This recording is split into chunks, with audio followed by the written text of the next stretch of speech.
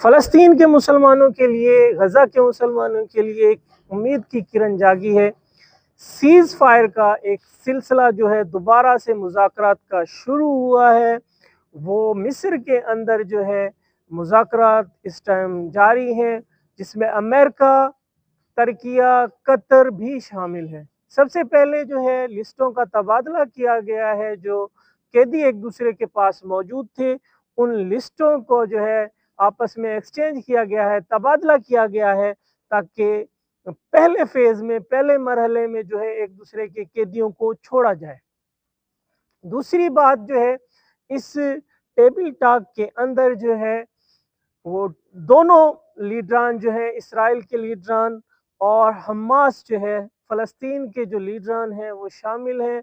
और पहले जो है इसराइल का कहना है कि हम जंगबंदी उस टाइम करेंगे जब हमास जो है वो हथियार डाल देगी, जबकि हमास का कहना है कि जब तक इसराइल गज़ा खाली नहीं कर देता तो हम जो है वो हथियार नहीं डालेंगे।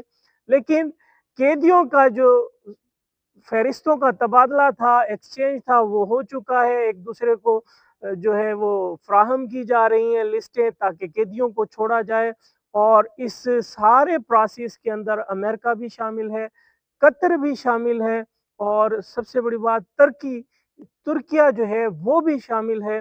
लेकिन जो एक अफ़सोसनाक बात है वो ये है कि इस टाइम भी गज़ा के अंदर बमबारी जारी है, गज़ा का मुहासरा जो है वो भी है।